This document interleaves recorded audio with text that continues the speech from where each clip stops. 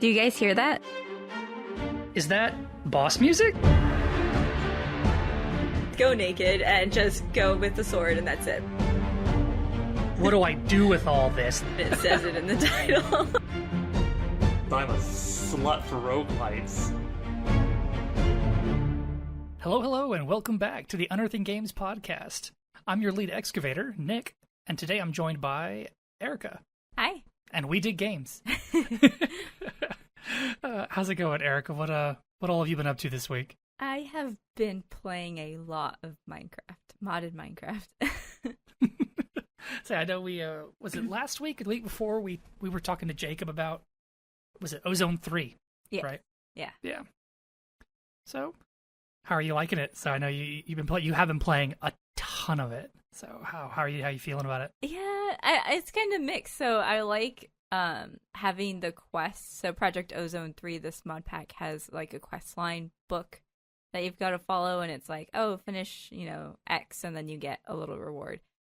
One, the rewards it's just like this, it's called rack, but it's just like something that you can use to buy loot boxes in the thing. So it was just like, like the reward's not that great.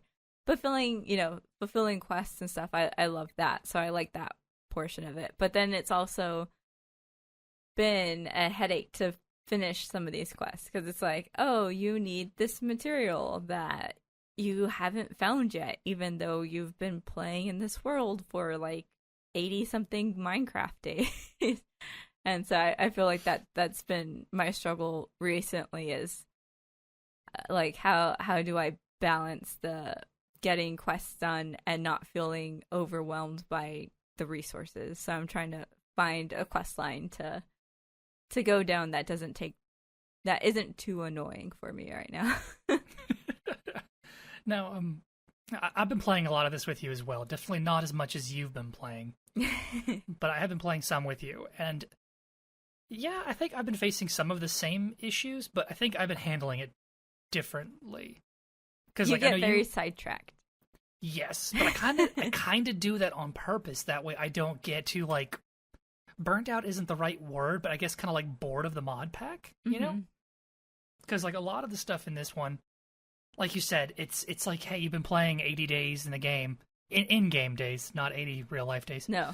And it's like, how do you not have, unobtainium or whatever the resource is, right? Yeah. It's like, how do you not have that yet? Haven't you, like, mined all the way down to bedrock? And it's like, well, yes, I have, but there are, like, 100 different ores to get now, where in vanilla Minecraft, there's, like, 3? So... Yeah. Well... Of like the metals, yeah, I think so.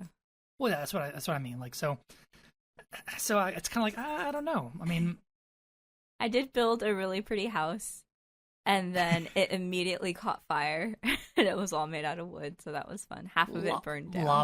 Lava does horrible things. Yeah, so half of it burned down, and I rebuilt, and now nothing flammable is allowed near the house. Says the lady with a house full of torches. I mean, you need light. Lamps. No. But... I know. There's nothing else. Like, I mean, we do have glowstone now, so now you can do the whole glowstone line lamps. The floors with glowstone blocks. See, and stuff but like I think that. glowstone itself looks ugly. Like the block itself, it just looks ugly. Maybe you can chisel it. Maybe that's an option. Yeah. But yeah, so that's been how I handle it. Like I said, I purposefully get sidetracked because a lot of these they get kind of repetitive. Like, I mean, I haven't hit any of them that are so repetitive like Ozone 2, where it's like, make a solar panel 1, which costs, a bunch of resources. Oh, and it's in like, there. I started that already. Where then the solar panel 2 is like a bunch of solar panel 1s, and that makes a solar panel 2. Well, it takes a solar panel 1 in the center, and then you put like additional resources around it to do it too. So... Like I said, I didn't like those quests in the old one. Yeah. Like, I love, like, the whole Tinker's Workshop thing, and, like, I think all that stuff's interesting, and now I'm working on, portals. I want to go to the Nether, I want to go to the Hunter's Dimension, and the Twilight Forest, and... The Aether, and... Well, I don't think the Aether's in this one, but we'll have to find out. I'm looking through the quest book, because there's a lot of quests. Yeah. And so, we'll see. If it's there, we're going to go there. The Dreadlands? The Dreadlands, yes. So I mean, I've been having a lot of fun with that with you. But so other than Minecraft, what else have you been up to? I don't think I've been up to much. I feel like that's something that I've been getting stuck into a lot. I played the game I'm going to talk about this week. Yeah, I don't think I've really done anything else outside of that. Okay. Well, I think honestly, other than playing the game I'm going to talk about on this episode today, which I've been playing a lot of because I kind of can't put it down. And Minecraft with you. Yeah. I've also been playing some Valheim. I'm getting better at my whole architectural design because the whole game, like we talked about it before, I think, about how the game has a whole interesting system for like weight management when you're building structures. Yeah, like because it'll actually break if it's not supported correctly and stuff. Exactly. So, when we first got set up, because I think I mentioned before that like we had like me and Phil and Jake and our cousin and one of Jake's friends. We had all of us in there, and we made a huge base, right? And Jacob and Chase put together this gigantic, basically barn. That it's literally a big box made of wood. It does not look that pretty. It's not that interesting, but it served its purpose. It was great. Like it held all of our crafting things and our food production. All you really need. It is, but now I've gotten to the point where I want to make things look pretty. So now I went and I'm piecemealing out all of the things we had thrown into one giant building into like smaller, nicer looking buildings. Okay. So like I just made a small building that's like a kitchen sort of thing. It has like a nice big hearth in the middle and stone flooring and all that with nice wooden columns and stuff. It looks great. So I made that, and then Jacob and Phil built a nice like a blacksmith sort of place, which looks great. And so now I've got to go make a place to house all of our portals and stuff like that. That looks nice. I have a great time. And then Chase built a really great boat slip. So we have like this nice little thing where our long ship just slides right up into port, and the little what do you call the person on the front of the boat? I have no idea. I don't know. You get what I'm talking about, though, right? You know how like boats always had like mermaids or whatever carved on the front of their boats. Yeah. Well, my Viking boat has like a dragon on the front, right? Okay. Well, when the dragon dinks into the spot, the boat's perfectly parked, and so I was really pleased with that. Chase did a great job. So, yeah. So I'm having a good time with that. But we've been having a really hard time getting everybody on together, which makes me a little sad. Yeah. Like, I'll get on right when Philip's logging off, and then, like, whenever I've played a couple hours and I'm about to log off, then, like, Jacob or his friend log on, and it's like, oh, well, I was about to leave, guys. So, but, yeah, so I've been having a really good time with that, too. I guess now that we've talked about what we've been up to this week, Erica, you want to dive right into your game? Yeah. So this game I picked up on sale a little while ago because it's right up my alley. So this is another brick in the mall, and this is developed by the Quadrosphere. The Quadsphere. Developed and published by the Quadsphere. And it is tagged as simulation, management, building, strategy, and 2D. And so another brick in the mall. The whole purpose of this game is you're building a mall, and that's it. I never would have guessed. You're building a mall. So you start out, and the little tutorial is like you build a store, and you know it starts with a little building already built, I think, or you build the foundations and it builds it for you, and then you add shelves and you say what's stocked on the shelves, and then you add little cash registers. You have to hire cashiers, and you have to hire stock clerks, and then janitors and builders and stuff.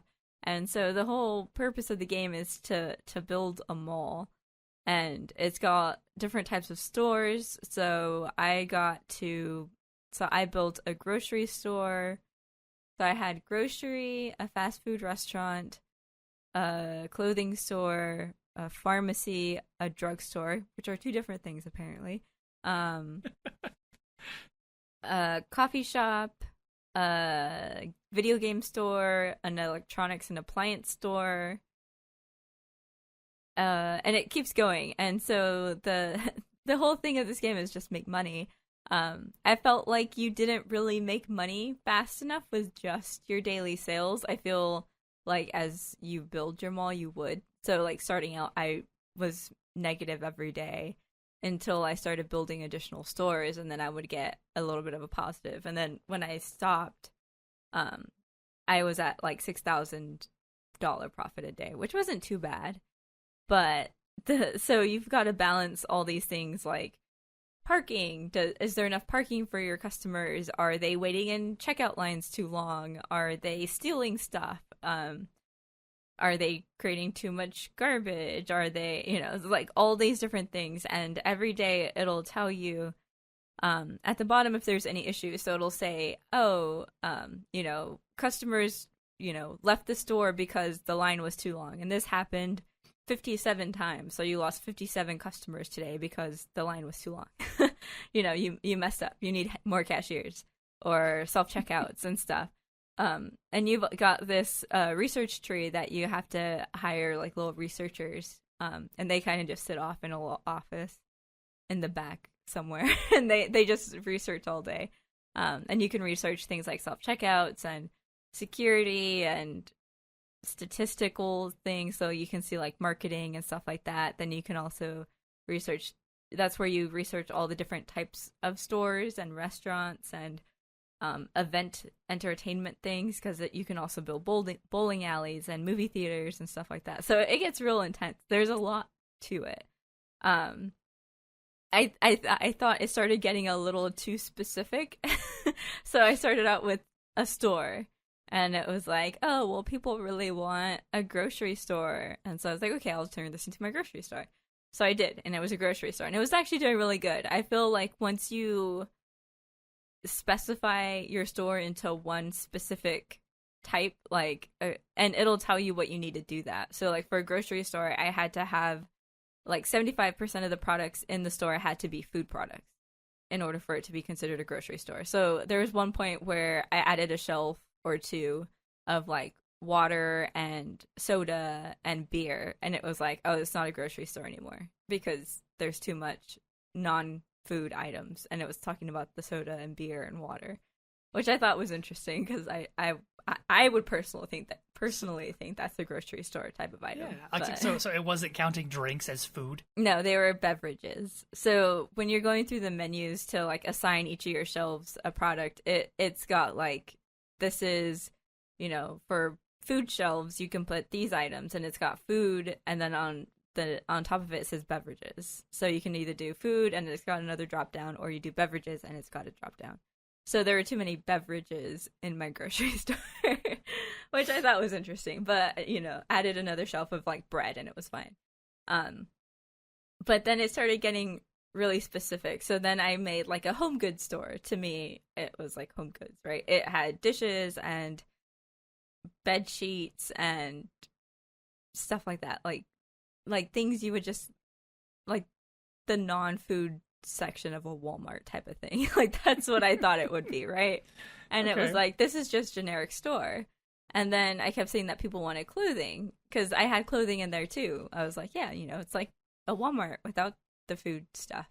And so they're like, no, they want a clothing store. So I got rid of all the other stuff, and it made it just a clothing store. And like I said, I feel like once you make them more specified, or more like, I don't know, just to one type of item, then you get more business for that store. Like when I made my grocery store an actual grocery store, there was tons of people going, and I kept having the issues where the lines were too long, or I was running out of parking, so I had to build more parking spaces. And then I thought it started getting a little too specific. So I kept building, and like I said, I did a drugstore, and it was like, oh, they want a pharmacy. And the difference is that a drugstore, you can sell, it's like medical and first aid and like toilet paper and stuff like that. Like that would be a drugstore. That's fine.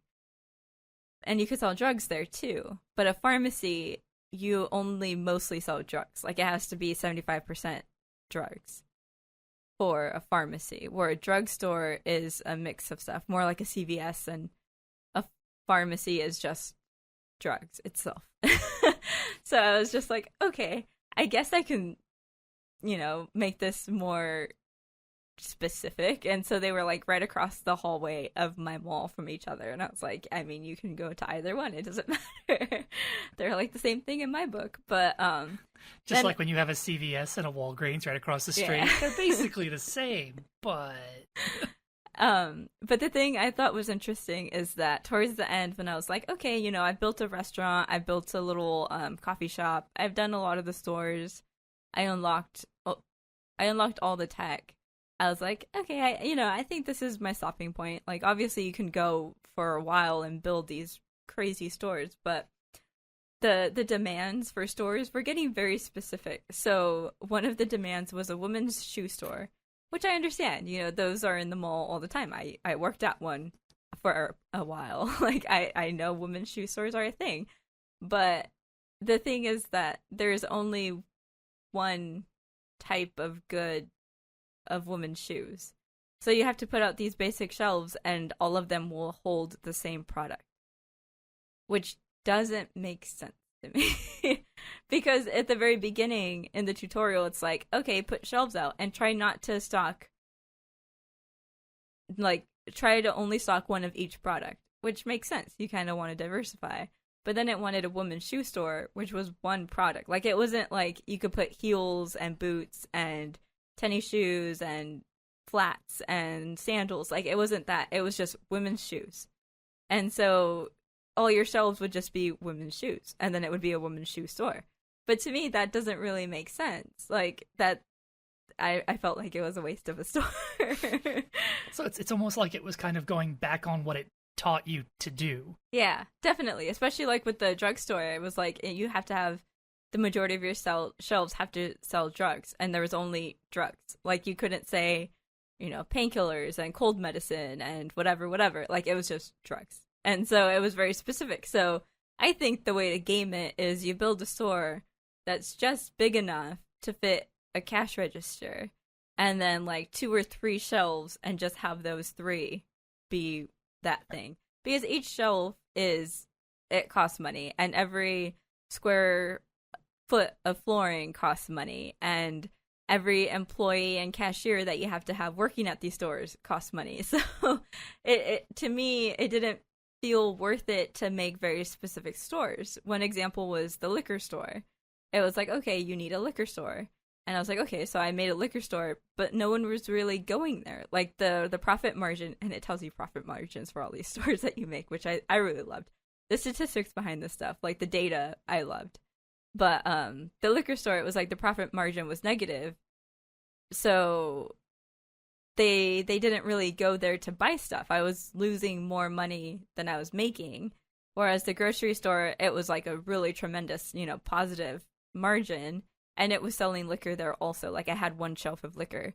So why need a liquor store if the grocery store sells it? You know what I mean? Like, to me, that liquor store was a complete waste because it was losing me money. And people could still buy liquor anyway. Does that make sense?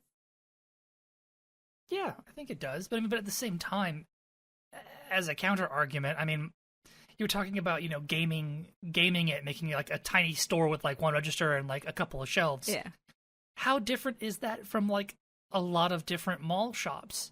Like shops in actual malls, like think about it, like you go down to like it's been so long Foot since I've been to a mall or something, right? Where like a Foot Locker has like 1, maybe 2 cashiers. Mm-hmm. There's only 1 person actually working one of these registers. Yeah. And then there's like technically 3 shelves, and it's the walls. They have some in the middle, but no, I get what you're saying. But you get what I'm saying, though. Like, most mall shops are like that, where it's only a handful of shelves and 1 to 2 checkouts. Yeah. And so, and if you think about it, most mall shops are pretty darn specific. Foot Locker only sells athletic footwear. Yeah. And so, like, their only difference would be, like, half the store is men's footwear and half the store is women's. Yeah. But, like, a lot of those, like, granted, it has been a long time since we've been to a mall. Yeah. Thank you, COVID. Well, even before that, we hadn't been to a mall in, like, 2 or 3 years before COVID. No. I guess not shopping. No, we never really went shopping. The last time well, I don't even know what the date was. The last place I remember going was I went with you to some like boutique-y clothes place at the Rim. No, at La Cantera. I don't count La Cantera as a mall, but it is. It's an outdoor It's a mall. Yeah. It's a mall. Just because it doesn't have a roof over the entire thing, it's a mall. I think the last time we went was 3 years ago. I have trouble remembering 3 months ago. So, but still, like thinking about that place, that boutique-y place, like all they did was women's apparel. That's all they sold. Yeah.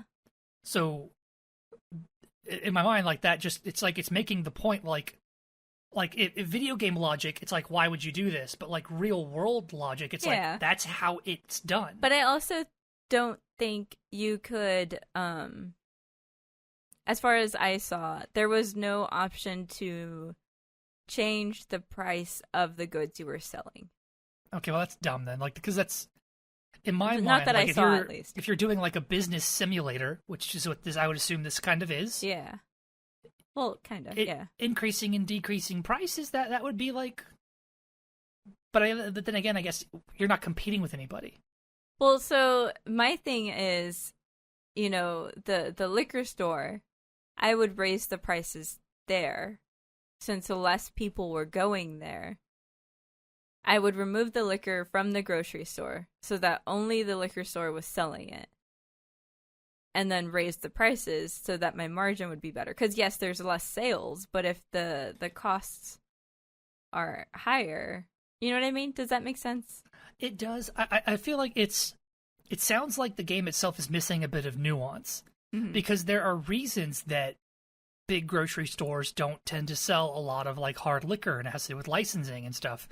Along with like making sure that all of your cashiers are trained to sell it, because you have to have special training to sell liquor, at least in the United States. In Texas, I know. I don't know anywhere other than Texas. I was going to say, I think that's just Texas. I don't think grocery stores are allowed to sell liquor in Texas, but they are elsewhere. But again, I feel like there is specific training that you have to go through and licenses you have to get.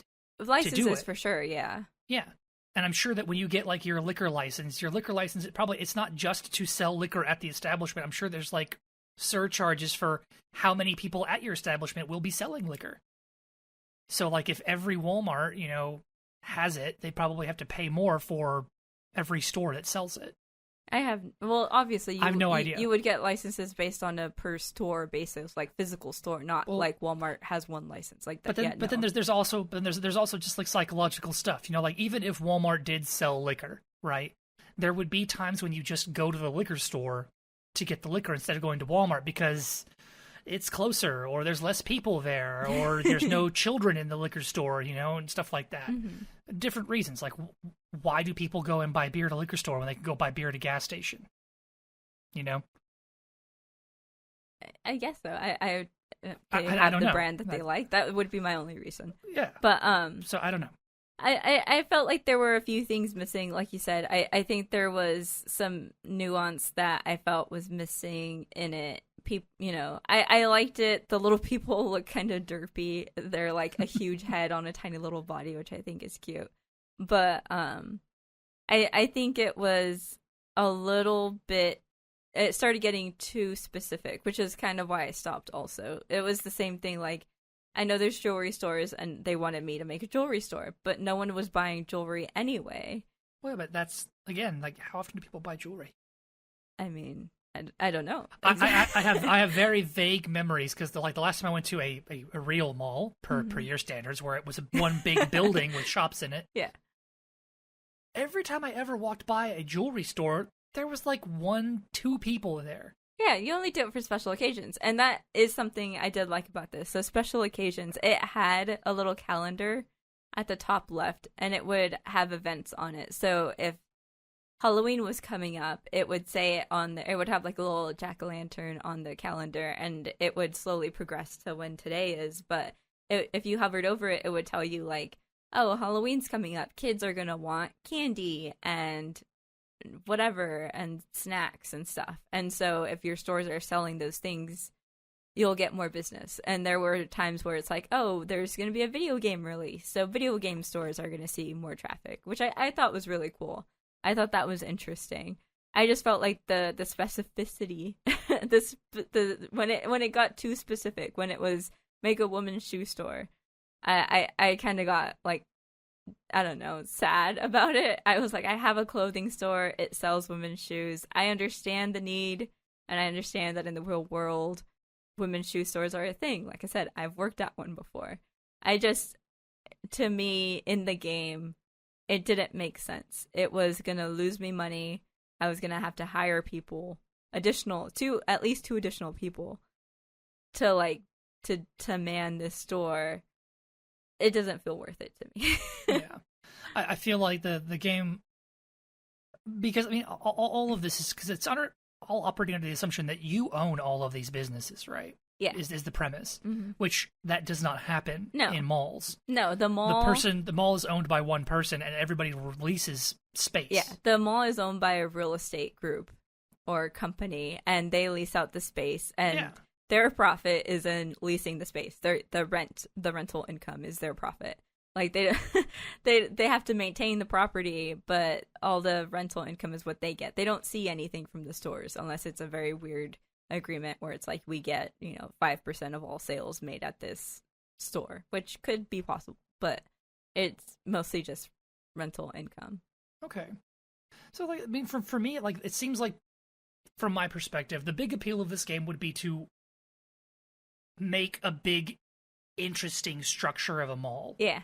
It's less about the actual business management and more about creativity and making creative structures. Yeah, so that's something too. Like I said, I felt like you weren't making enough money to do big creative structures, so I was ending with 6,000 profit a day, which isn't that much when like 12 by 12 store cost you like $90,000 to make. Like that's not as much. And so the way I saw the best way to make money is it has objectives for you to do, and it's like reach 50,000 total sales, or have 100 people at your stores at the same time, or sell 20 different types of products. And so those were more attainable, and those gave you rewards from $25,000 to $150,000 for completing those. And so that was where you could get your money from. It was getting those goals that made me able to expand. Something else that I wish was in this is a planning mode. So if you've played Prison Architect, which I have, or even RimWorld has like a planning mode, you can plan out and put like a sketch of where you want walls to go. Like, I'm going to build walls up to here, and then over here will be open, and then I'll have more walls this way. Like, you can plan that out. And in this game, I didn't see any option to do that. And so I was upset because I really wanted to just, like, draw it all out and then slowly build into it. Like, that would be satisfying to me, to, like, draw out this huge mall and be like, this is where this store, these are all the different stores I'm going to have, here's where they're going to go. And then slowly build into it over time as I made more money. But I didn't see any option to do that. And so that made me sad, because I like thinking bigger to begin with, and I can't just build a huge store and then start making walls inside it and, divide it out. Like, it financially was impossible. You're like a master planner sort of thinker. You think it out and you phase it. You phase into it. Yeah, like with Prison Architect, I do that a lot, and I've been wanting to go back and play it after playing this game. But I'll go in and I'll zoom out and I'll be like, okay, well, my yard is going to be in the middle. And so all the showers are going to be around this side, and this will be the A block. This is C block, whatever. Here's their breakouts. Here are their own respective showers and their common rooms and whatever. Like, I'll plan it all out, and it'll be sketched there. And then I'll start with just A block. And then once I get enough money, I'll expand into B block and then C block. And I like that. I like having a plan and knowing, once I reach this amount of money, I can start building the next section. And that's not something that this let me do, which I was very sad about. I thought it was cute. I loved the data behind it. Like I said, the little people are so derpy looking. And something that I thought was interesting is that when you hire people for your positions, it tells you like their patience level, their speed level, and their social skills level type of thing. And I never personally saw any like downside or benefit to them being good at anything. Like no one ever got in a fight or like I was expecting like if there was one stock clerk I had that was really antisocial, like negative, like nothing in the social skill. And I was like, are they gonna like fight with the cashiers and like is something gonna happen? Are they gonna get a customer upset? But I never saw any incidences where my employees reacted negatively to customers. It was just like the little customers in line, if they were in line too long, their little heads would get all bright red, like they were angry, and then they'd walk out. But like I never saw any instances where my employees were like, no, I'm done, and they just take off. You know what I mean?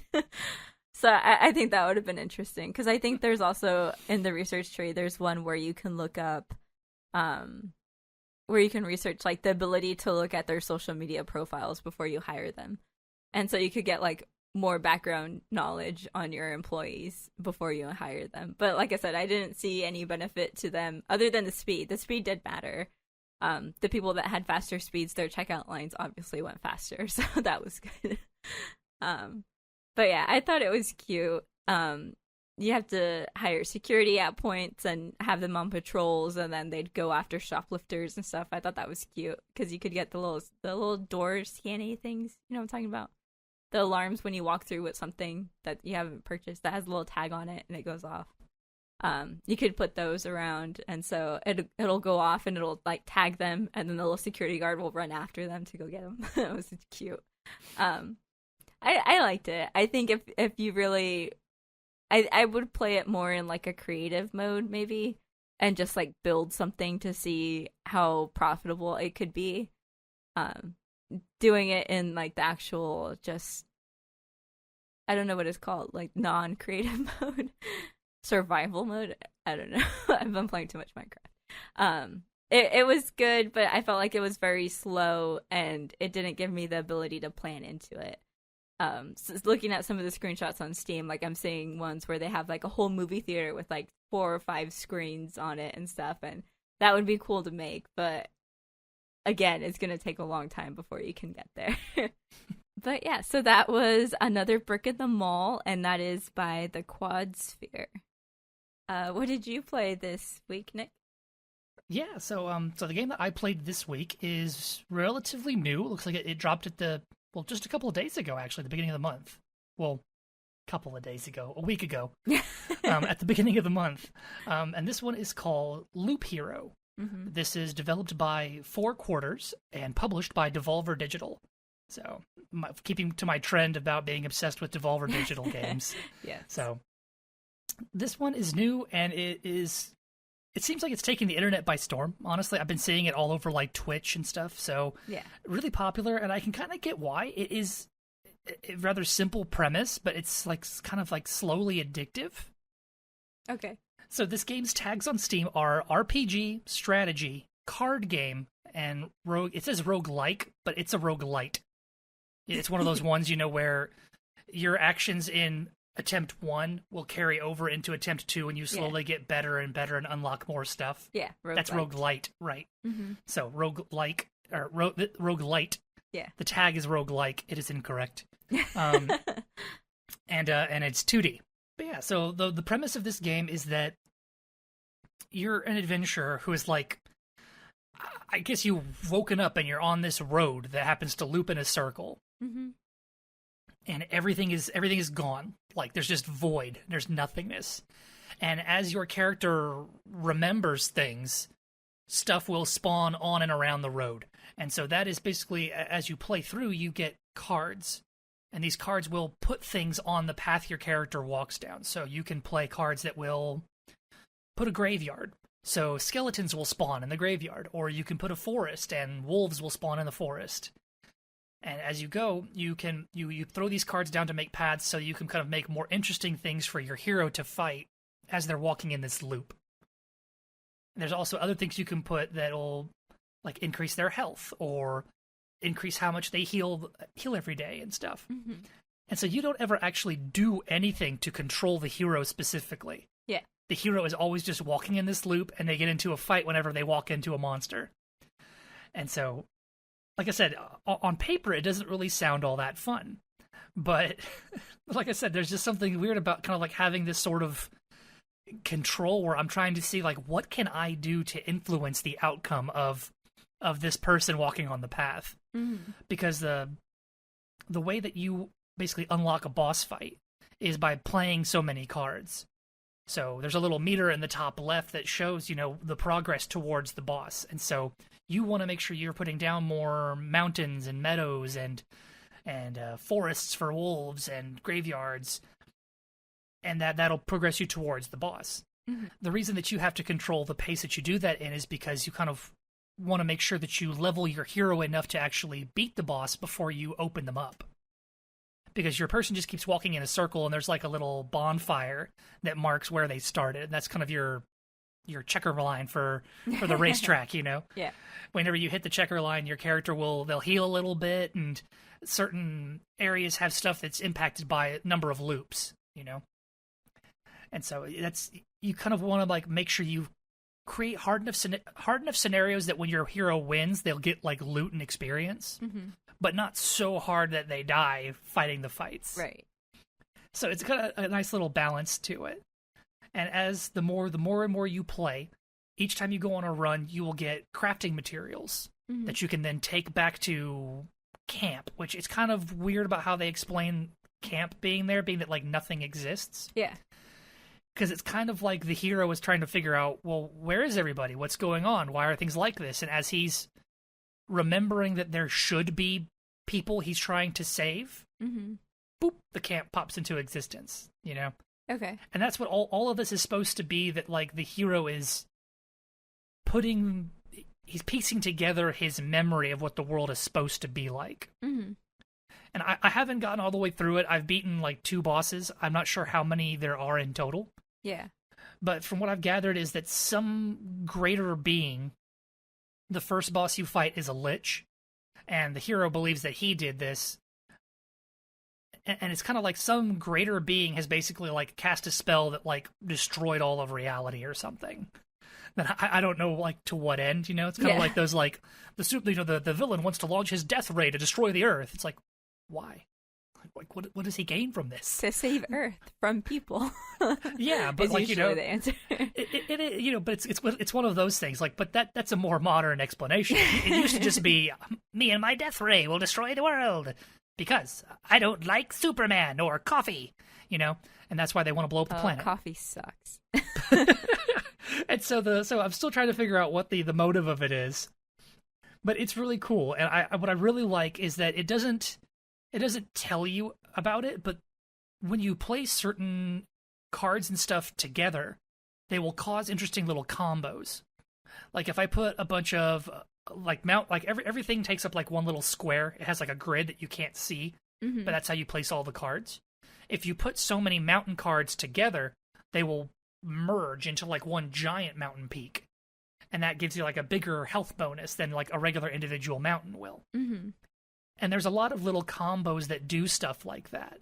So, like, I found out that if I put a vampire mansion next to a village, mm-hmm. like, at first it destroys the village. And I was, like, all upset thinking, oh, man, I broke my village, because it's a good little, like, extra checkpoint. Because when your hero passes through a village, they'll heal a little bit. And they get a quest, to go kill X monster. Okay. And it puts a little golden crown on them. So I put a vampire mansion next to it, and it burned it down. And the where the village was a little party of like zombies. Well, after I went through a couple of laps, because the zombies dropped really good like crafting resources, and I was like, oh, cool. So that's why I would want to do that, right? Mm-hmm. Well, after like 3 or 4 laps on the track, the burned down village turns into like a nice swanky village, and it's like the Count's lands. And I'm like, so Dracula burned the town down, and then it was like, you know what? I'll help you people rebuild after he burned it down. Yeah.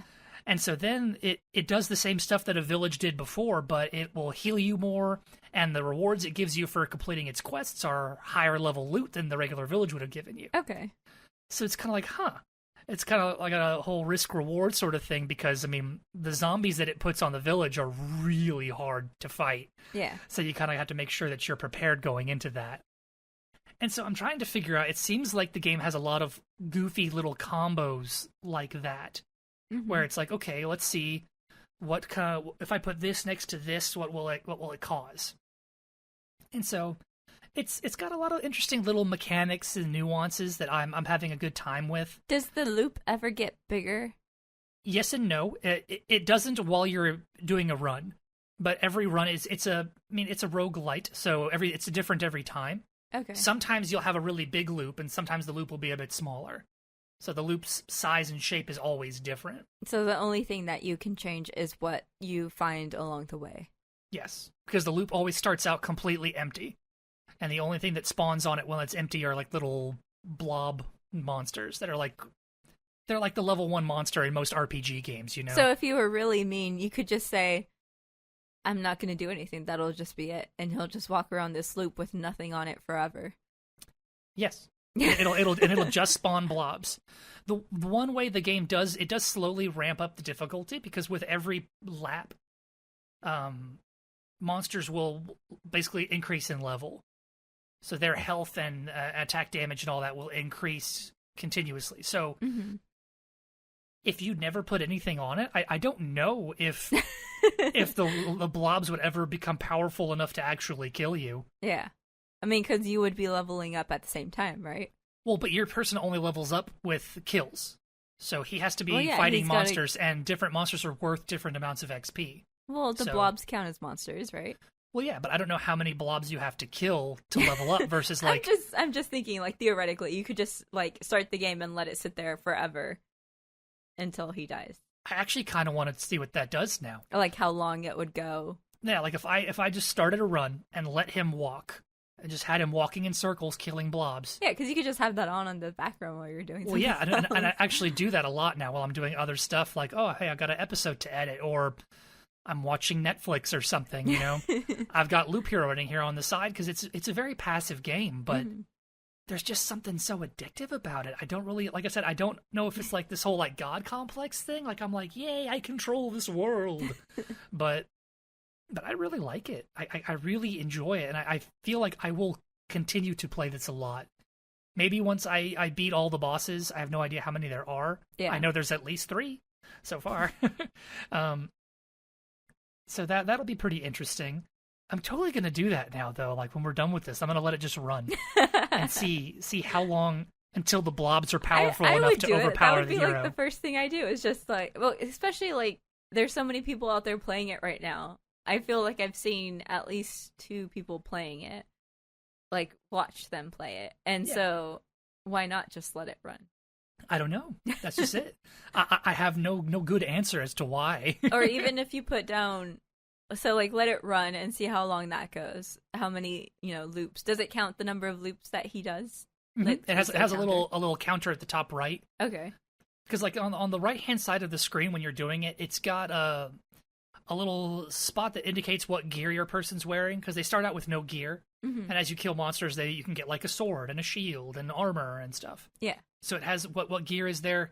It's got what gear they're holding because you have like a limited number of inventory. So whenever you have more gear than you can carry, it starts converting it into crafting resources you can take back to camp.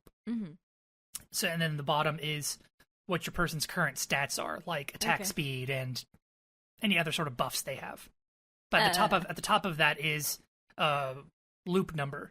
So how many loops have you gone through? Yeah. So. When you put new monsters down, do they all start at like a base level? Like, is it you're always going to play like a level 3 skeleton, or? No, because you don't actually play the monsters themselves. You put down the areas they would spawn in. So like if you put down a graveyard, it'll say spawns 1 skeleton every 2 days. And so like there's on top of the boss meter on the top right, there's also a day counter. So time is always running as your person's walking, but also while they're fighting in battles. Okay. So So it'll say like every 2 days spawn one skeleton. Yeah. And like the forest will say every 1 day spawn one wolf. Stuff like that. Mm-hmm. And so they always spawn at whatever the loop level is. Okay. So I would imagine the slimes do too, but like I said, I don't really give them much time of the day because your person mows through them like it's nothing. Yeah. Excuse me, like it's nothing. Yeah. So just let it run there for a bit and see what happens. I'm gonna have to try that out now. I really want to see. So, but yeah. So that's Loop Hero by 4 Quarters from Devolver Digital.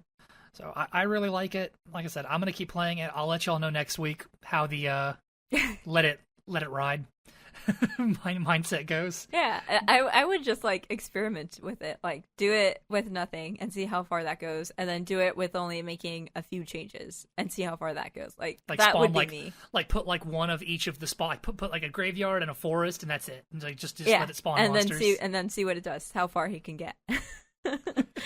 Yeah, that's just me.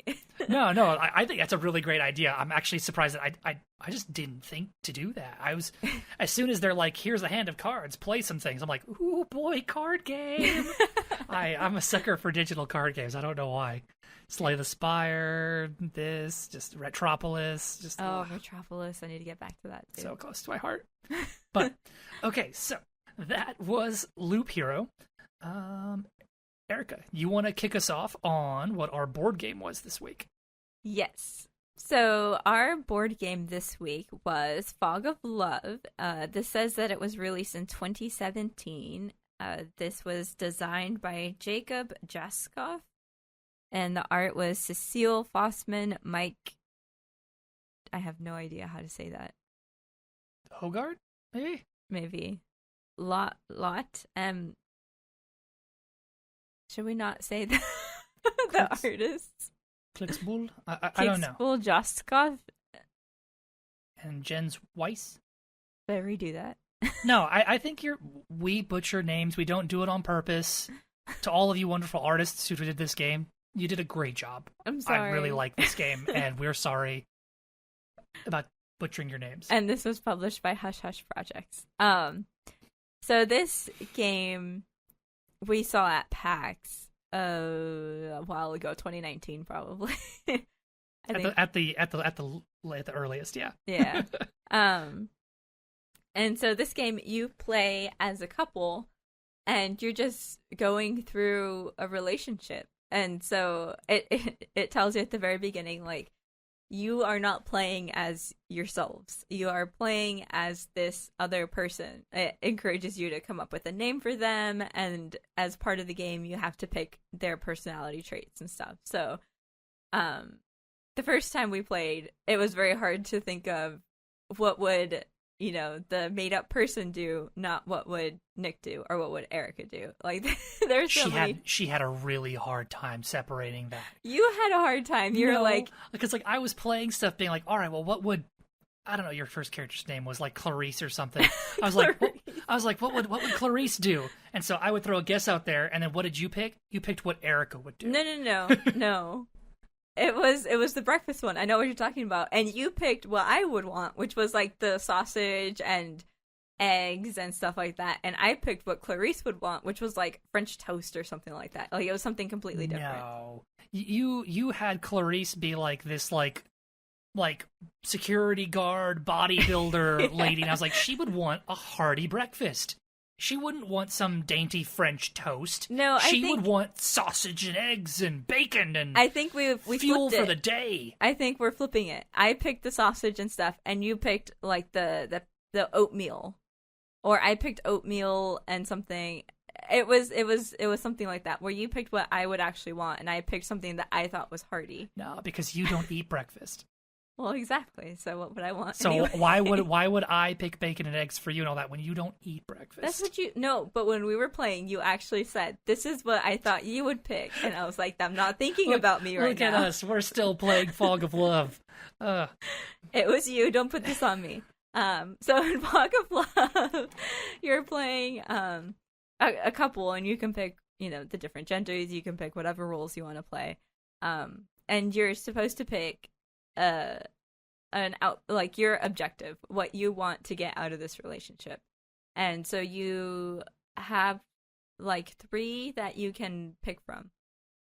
And you Yeah. pick one, and your goal is to fulfill that so that you are fulfilled in this relationship. And they're different. There's one where it's like self-fulfillment. So you're super happy, but you don't really care what your partner is.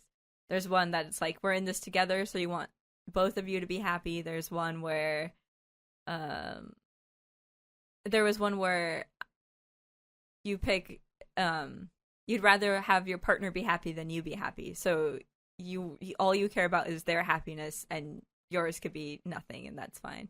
And there's a lot of different scenarios like that. And something that's interesting about this game is that it comes with it looks like little booster packs of cards that are for when you're playing through this. So you start with the base game, and it's just, like high school love, and so nothing can go wrong. You guys stay together in the end, and everything's happy. And then these booster packs add additional things. So they'll add additional scenarios and, confrontation type things. And then they'll also add different endings. And I think you have to get to like the second booster pack before you can actually break up with your significant other at the end of the relationship. And that one had like a funny name. What was it, like I Give It a Week or something like that? Give it a year. I Give It a Year. Yeah. There you go. And so in the relationship, you as the player decide, how long time has passed between, because there's always chapters. So, the first chapter is like when you first meet, and it just sets the stage for the first scenario of the chapter. It's just like, you guys are at a breakfast restaurant, you're at a restaurant for breakfast. This is your first date. Go. And then you start playing cards, and each card is a scenario or a question, and it's just like, okay, well, what do I want for breakfast? And that's where it's like, oh, well, I think you'll want this, and you think I want that. And then there's also some cute cards where it's like, like the very,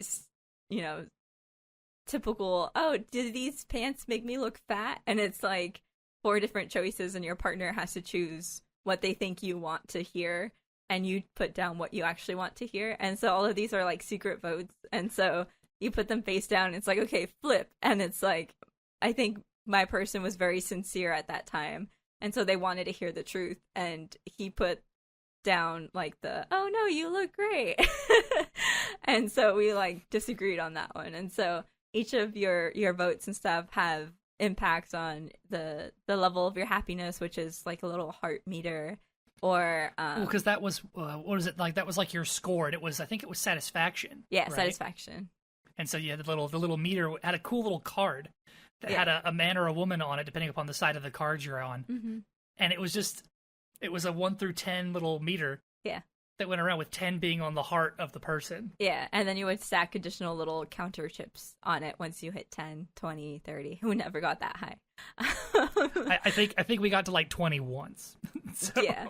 And so very unsatisfied in our fake relationships. Very unsatisfied. We have never won a game yet. We've played 3 games, maybe 2. We haven't won. I think we did 3. Yeah. So. But as far as your character, so I said you pick your personalities. So at the beginning, you get 5 trait cards, and you pick 3 of those, and they each have. Well, hold up. Well, it's actually a little bit different, a little tricky in the beginning, because like when you're starting out, you pick your profession. You pick your profession and your personality, and then your partner picks your traits for you. That's right. Okay, yeah. they pick your traits, and that's like, I think you gave me body odor or something like that, right? And I think I made you muscular, and I was like, oh yeah, muscular. Well, there was one time too that you were playing a politician was your profession, and I gave you like the stoner card. And I was like, man, way to shoot my career in the foot. It was great. But yeah, so you pick you draw 5 personalities, and you get to keep 3 of them, and those are secret. Only you know what they are. And each of these personalities has little icons on it, and there's like 6 different areas with these icons, 6 different icons, and it's either like an up or down. Yeah, on the board has them all lined up in the middle. Yeah. It's stuff like sincerity and outgoingness and spiritualness, like spirituality type of thing. I can't think of what they are. Yeah, but they're all basically like different personality traits. Yeah, and so for each of them, like I said, your personality will have an impact on them, and then also your profession. I think you pick your profession first. You get three again. You get three of those, and you get to choose one. And you reveal them at the same time. So that on one of them, I think when you were the politician, I was an artist, and so it was like immediately opposite.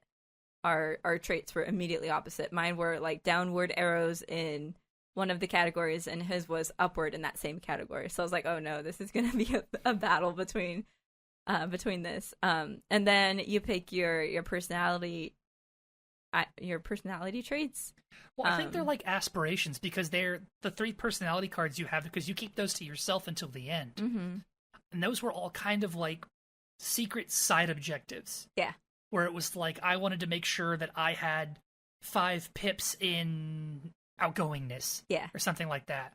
Or I had to make sure that as a group, we had a combined total of positive 5 in outgoingness. Yeah. And so for different situation cards, you get these tokens. You get to put one of your tokens either up or down based on the choices that you make. So if you chose oh no, those pants look great on you, you would get one down in sincerity because you weren't being truthful.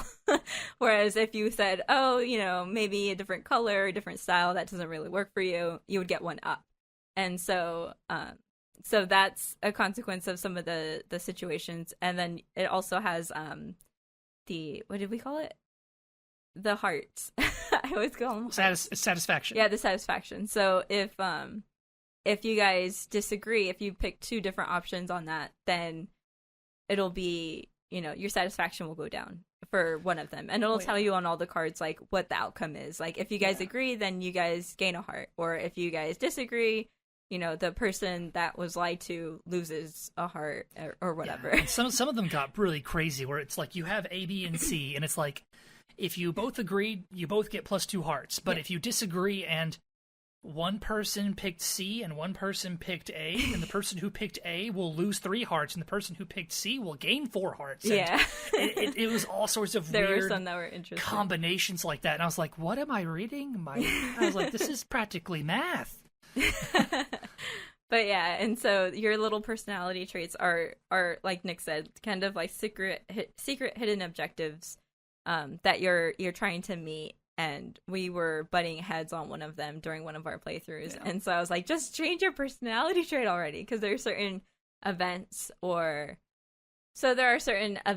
that that you can go through, and it's like, oh, like midlife crisis, change your job, or things like that. I don't think it was like midlife crisis, but no, that type of thing. There was one that comes to mind where it was kind of like one person is like asking the other person, like, hey, there's this expensive watch, will you buy it for me? Yes. And like the person could be like responsible and be like, no, we don't really have the money for extravagant purchases, or of course I'll buy it for you, who cares if we eat ramen for a couple of months, or and it was that one comes to mind. So yeah, but then you could change your personality traits with some of the card actions, and it's just, you shuffle the deck, so it's random what you're gonna get and who's gonna get what cards, and then there's cards that you can switch a card with the other player. So maybe you have a card that would be a bonus for you, but it's one where the other partner has to answer it, and so they'll get the effects and you won't. So you give it to them, and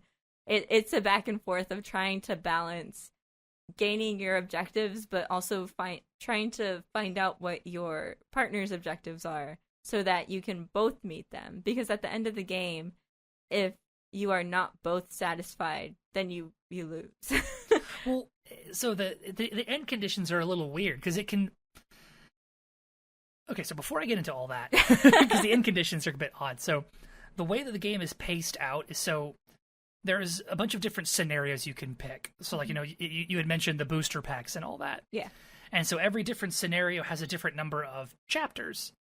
It's like this whole game is basically like you are playing out a rom-com movie, basically, right? That's kind of the vibe that I got from it. I didn't think of it as a rom-com, but it's playing out a relationship. Well, yeah, but like I said, it's almost like you're playing out a movie, because every card is called a scene, mm-hmm. right? So different scenes, and so like every scenario has a different number of chapters, So you determine this when you're first starting out the game. You pick what scenario you want to play. Mm-hmm. So, like, you can do the whole high school sweethearts or the Sunday morning brunch or whatever, or the I give it a year. Yeah.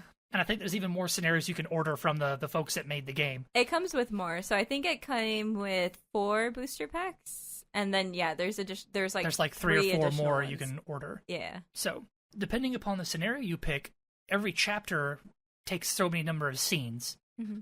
And so I think after the first scene, which I think the last one that we did, I think it was like 6 or 7 scenes. Mm-hmm. When you go into chapter 2, you draw your destiny cards. And those are the ones you were talking about earlier, where it's like the whole like self-actualization thing, where it's like, forget if they're happy, I want to be happy. Yeah. And then the we're in this together, where you both have to have over 15 satisfaction and have done the whatever thing. Yeah. And so the end game is all about how much satisfaction you have and what destiny did you pick to achieve. Because when you get into the later game, like, it seems like both players have the same, like, 4 destiny cards in their hand. Yeah. And as you're playing, it'll be like, oh, discard a destiny card. Redraw a destiny card. And so it'll have you go and shuffle until, like, at the end, you've only got, like, 2 to pick from. And you're kind of wondering, like, well, did I keep the same 2 that my cohort kept? Well, you you also don't necessarily need to keep the same 2. I know as you long don't. As, like, I know you don't, but like I said, it's kind of like you start kind of like you're wondering, like, well, did we? If you're both thinking like along the same lines, then it's a lot easier to complete. Like, if you're both targeting the same destiny and you're both working towards that, I think it's a lot easier to work that out. But you're not supposed to say this is the destiny I picked. I don't think so, though. I think that's only true with the we're in this together. Because if you're both trying to do the self-actualization, you're not gonna get it. Yeah. You know, like, as far as that goes, you would want to choose the opposite. So if someone chooses the self-actualization, the other one would be the unselfish lover, or whatever it was called, where all you wanted was for your partner to be happy. Yeah. But at the end, I mean, the whole way you determine if you win or not is if you fulfilled your destiny. Yeah. Because, I mean, the goal is for both people to win, but one person could win and the other one not. Yeah. You know, like, if you fulfilled your destiny and I came a bit short, then I would say basically you won. Yes, but we didn't win. But we didn't win. So it's kind of like a weird cooperative, but not quite cooperative game. I think it's cooperative. I don't think it is. Not in the same sense that like Pandemic and stuff are, you know? Like Pandemic, the Stardew Valley board game, not in that same sense. Those are like true cooperative games. Yeah, you're working towards one goal. And this one, you each have your individual destinies, but you don't pick those till the very end. Well, yeah, but I mean, the goal is for you to fulfill your destiny. I mean, at the end of the game, you don't really care if your partner fulfilled their destiny. Your whole goal is to fulfill your own. Yeah. So, like I said, so it's kind of weird. It's a weird cooperative. It's like we could both win, one of us could win, or neither of us could win. Well, that's a relationship. That happens. You could either both be happy or... I get that, but like if you try to like quantify that in like board game speak... I think they did it very well. Like No, they did. I'm not saying they didn't. I'm saying that like it's different. Like I've been trying to find a way to tabulate this game in our BG Stats app. Yeah, but that doesn't do well with any co-op games. It doesn't. And so, like I said, but like, which just makes me think that's why co-op games are such a weird outlier in the board game scene. Mm-hmm. Most board games are competitive. It has to be I beat you in some way, shape, or form. You know? Yeah, in that app, it definitely is. But I think in most board games, that's the case. Yeah, traditionally. But I honestly really liked this. Like I said, I feel like going in with that mentality that like you're playing out some goofy rom-com or a romance novel or something. I think it says you're playing a rom-com type of thing. But like going in with that attitude helps with the whole separation of church and state, where it's like, you are not this character. This is a character in a story. You're just playing them. Yeah. It's a really neat game. I think it makes it really easy to not play as yourself, because the traits you pick, obviously you could pick traits that are similar to yourself, which, I mean, you could do that, but it's more fun to play something that you're not. But your traits themselves kind of dictate what options you're going to choose in each of the scenes, because they've got the positives or negatives in the different 6 overall traits or whatever they're called. So I feel like that itself is enough to play a role rather than playing yourself. You know what I mean? Because, like, if you played this game without the personality traits and you played it just as yourself, you can make the decisions as you would make them as your real life situation. You would just not have the hidden objectives, right? And I think you could do that, but having the personality traits, I think those really made it clear as far as distinguishing yourself from the player that you're playing in the board game. Because it, like, there was one that was like extroversion, and, you know, I'm not very extroverted, so the options that it would choose I wouldn't necessarily choose, but the card itself told me, you know, if you're extroverted, you would pick this more often, or, you know, these color options. And so that was a lot easier for me to do. Yeah. So, I really liked it. So, Fog of Love. I didn't realize it was that old already. 2017. Yeah, 2017. Yeah, I saw that too. So yeah, now that you mention it, I feel like we saw it at PAX a couple of years. Like, maybe like 2018 and 2019. I feel Maybe. like looking at the board game, like the box art. Yeah. I feel like I remember seeing a really big booth with that image on. Oh yeah, there definitely was. It was on like the right hand side when you were walking down, if you were first entering the board game area. I don't remember what it was in year that section was. where like a lot of the groups had like big things with like 5 or 6 tables set up for people to play their game. Yeah. Right. I think that's what these guys had set up. So I'm really glad that we picked it up. This was one of those ones, like I think I mentioned before, that time that you bought like 6 board games all at once and they all came in the mail together. I think this was one of those ones, right? Yeah, it was, yeah. So I think this is definitely a good investment. I'm really curious to try out. I don't think we've broken out the break up booster pack yet. No, we haven't. The only ones we've played through are the ones where you don't break up. I was going to say, this game does take a bit to play through, though. It's not like a sit down and play through it and you're done. Like, it's going to take a couple of hours to get through this game. It's not one of those ones where like you can sit down and expect to play like 5 or 6 iterations in an evening. It's like, no. You're going to play this once. Yeah.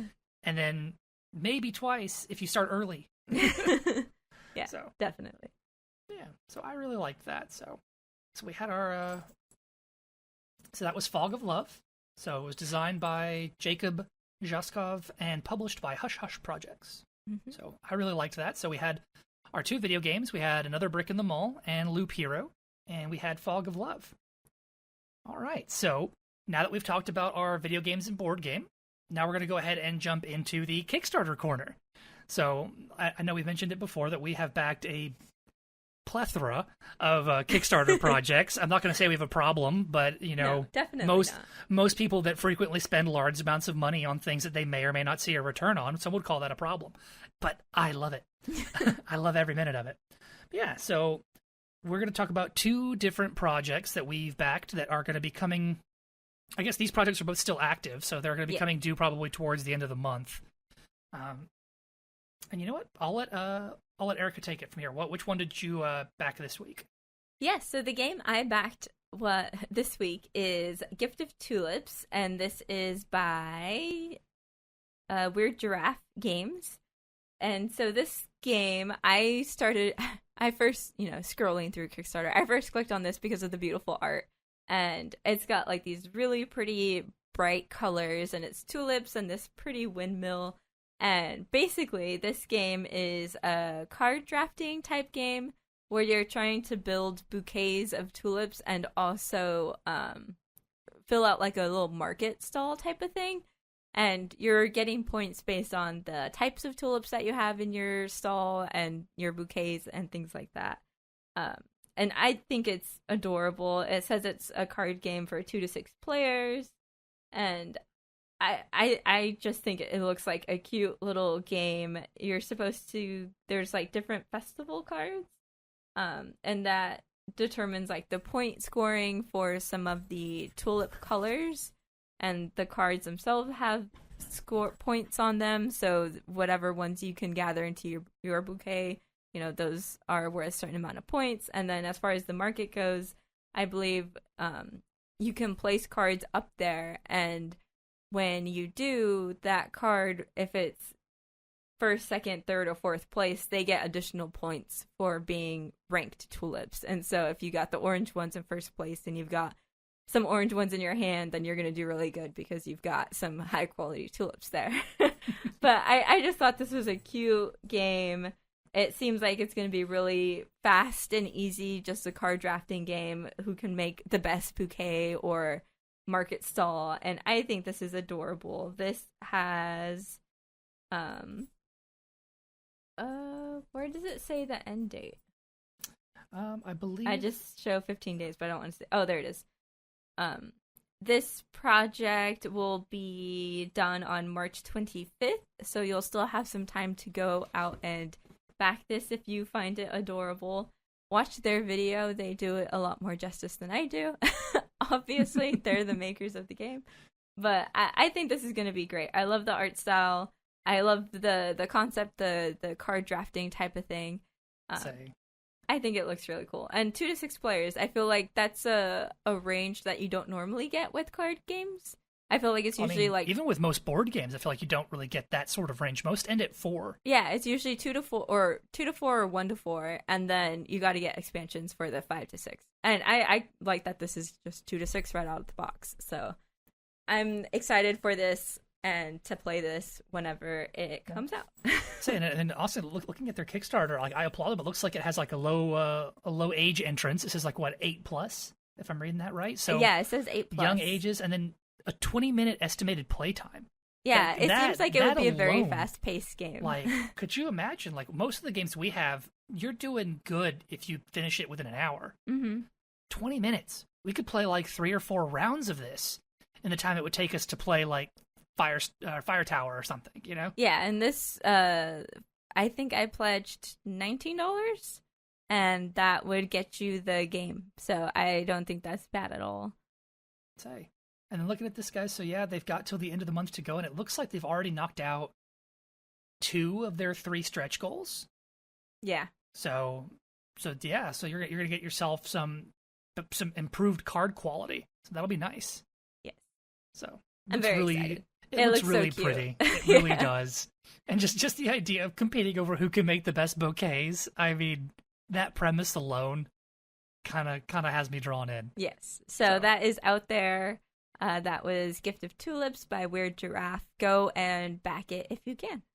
Yes, please do. We'll have a link for this bad boy in the field notes.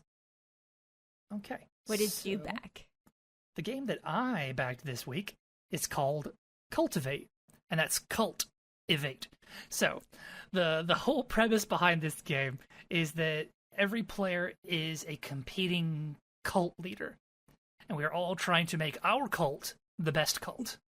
So this game is for 2 to 5 players. It says it has an estimated 2 to 50 minutes, or 22 to 50. Oh, 20. 2-minute game. If you had the right draw, you won. No. 2 to 5 players, 20 to 50 minutes. Yeah.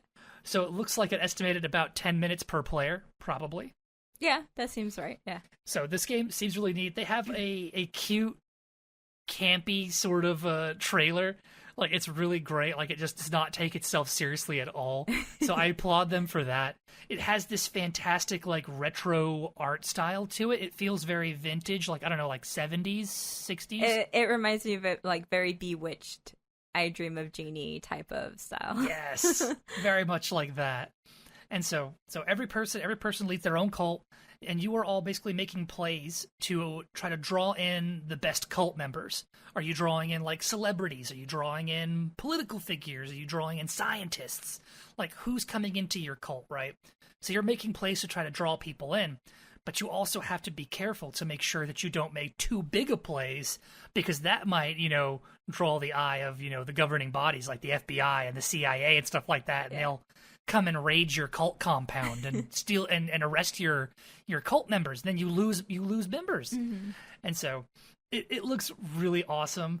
This game, you found this one for me and you sent me the link to it, and I was like, oh my god, I needs it. So I'm really excited to try this out. It looks really cute.